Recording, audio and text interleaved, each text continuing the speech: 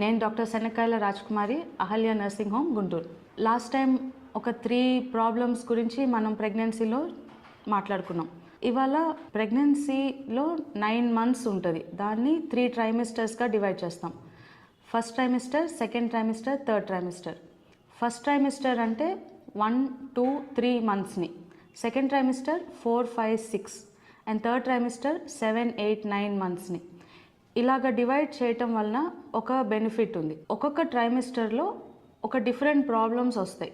అయ్యే ప్రాబ్లమ్స్ ప్రతి ట్రైమిస్టర్లో ఉండవు, కొన్ని ప్రాబ్లమ్స్ కంటిన్యూ అవుతాయి. సో అందుకని ప్రెగ్నెన్సీని 3 ట్రైమిస్టర్స్గా డివైడ్ చేస్తాం. ప్రెగ్నెన్సీలో మనకి కొన్ని ఇన్ఫర్మేషన్ ఉంటే ప్రెగ్నెన్సీ మనకి బెటర్గా ఉంటుంది. ప్రెగ్నెన్సీలో 30 ప్రాబ్లమ్స్ ఉంటాయి. లాస్ట్ టైం మనం 3 ప్రాబ్లమ్స్ గురించి చెప్పుకున్నాం. ఈసారి వేరే ప్రాబ్లమ్స్ గురించి మాట్లాడతాం. సో కామన్గా కనపడేది టీత్ అండ్ గమ్స్. కొంతమంది ప్రెగ్నెంట్ ఉమెన్లో పళ్ళు, చిగుర్లు స్వెల్లింగ్ ఉంటుంది. ఆ స్వెల్లింగ్ వలన వాళ్ళకి బ్లీడింగ్ కనపడుతుంది. టీత్ మీద ఒక లేయర్ ఆఫ్ బ్యాక్టీరియా ఫామ్ అవటం వలన అది ప్లేక్ అంటాం. ఆ ప్లేక్ ఇనామల్ని తినేసి టూత్ డీకే ఫామ్ అవుతుంది. ఈ టూత్ డీకే ఎప్పుడైతే నర్వ్ ఎండింగ్స్ లోపల టీత్లో ఒక సెంటర్లో నర్వ్ ఉంటుంది, ఆ నర్వ్ని ఎప్పుడైతే అది టచ్ చేస్తుందో అప్పుడు ప్రెగ్నెంట్ ఉమెన్కి పన్ను నొప్పి వస్తుంది. సో ఇది చాలా ఇబ్బందిగా ఉంటుంది. ఆ ప్రాబ్లమ్ని అవాయిడ్ చేయాలి అంటే కొన్ని జాగ్రత్తలు తీసుకోవాలి. ఒక 5 టిప్స్ చెప్తాను. ఫస్ట్ థింగ్, షుగరీ ఫుడ్స్ అంటే ఎక్కువ షుగర్, స్వీట్స్ అట్లాంటివి తీసుకోకూడదు. సో ఫస్ట్ షుగర్ ఫుడ్స్ తీసుకోకూడదు. సెకండ్, మన ఇండియన్ మెథడ్, తిన్న తర్వాత ప్రతిసారి బ్రేక్ఫాస్ట్, లంచ్, డిన్నర్, స్నాక్స్ ఏది తిన్నా నోరు జస్ట్ వాటర్తో పుక్లించి ఊసేయాలి. ప్రతిసారి తిన్నాక వాటర్ పెట్టి క్లీన్ చేసేసుకుంటే ఏ ఫుడ్ పార్టికల్స్ లేకపోతే బ్యాక్టీరియా అనేది పెరగదు. నెక్స్ట్ వచ్చేది బ్రషింగ్ మార్నింగ్ ఎవ్రీడే లెగిసినాక వాటర్ పెట్టి క్లీన్ చేసుకోవాలి, బ్రష్ చేసుకోవాలి. క్లీన్గా ఎప్పుడు మౌత్ ఉంటే బ్యాక్టీరియా అనేది పెరగదు.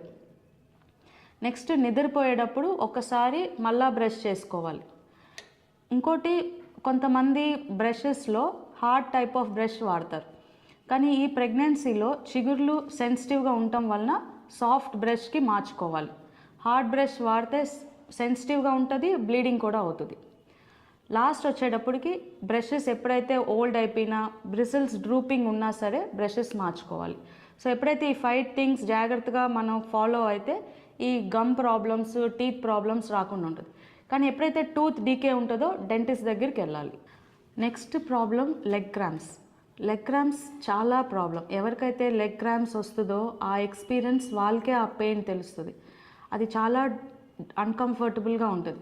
యూజువల్గా లెగ్ క్రాంప్స్ నైట్ టైమే వస్తాయి. నిద్రపోయేటప్పుడు సడన్గా లెగ్ పెయిన్ వస్తుంది, కాఫ్ మజిల్ దగ్గర.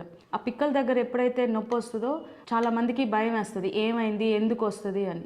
యూజువల్గా లెగ్ క్రాంప్స్ డైట్లో సరిగ్గా ప్రోటీన్స్ లేకపోయినా, calcium, magnesium, vitamin B and E food diet ఎప్పుడైతే వీటిలో డెఫిషియన్సీ ఉంటుందో వాళ్ళకే లెగ్ క్రాంప్స్ వస్తాయి. నెక్స్ట్ టైం నేను డైట్ ఇన్ ప్రెగ్నెన్సీ చెప్తాను. కానీ ఇప్పుడు డైట్ ఎప్పుడైతే calcium rich foods, magnesium rich foods, vitamin E కూడా ఇంక్లూడ్ అయితే డైట్లో ఈ లెగ్ క్రాంప్స్ అనేది రాదు. వాటర్ బాగా తీసుకోవాలి, పొటాషియం రిచ్ ఫుడ్స్ తీసుకోవాలి. యూజువల్గా లెగ్ క్రాంప్స్ వింటర్లోనే కనబడతాయి. లెగ్ క్రాంప్స్ అవాయిడ్ చేయాలి అంటే కొన్ని ఎక్సర్సైజెస్ ఉంటాయి. ఫస్ట్ ఎక్సర్సైజ్, ఎప్పుడైతే లెగ్ క్రాంప్స్ వస్తాయో మంచం మీద లెగ్ స్ట్రైట్గా పెట్టుకుని టోస్ ఫేస్కి పాయింట్ అవుట్ చేసుకుంటూ ఉండాలి.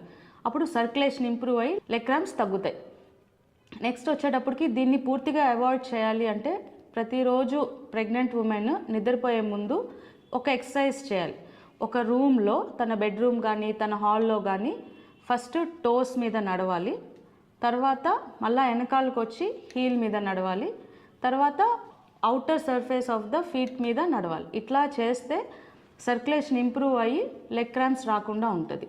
నెక్స్ట్ వచ్చే ప్రాబ్లము షార్ట్నెస్ ఆఫ్ బ్రెత్, అంటే ఆయాసంగా అనిపించటం, గాలి అందకపోవటం అనేది ఒక కామన్గా చాలామంది ప్రెగ్నెంట్ ఉమెన్లో హాస్పిటల్లో చూస్తాం.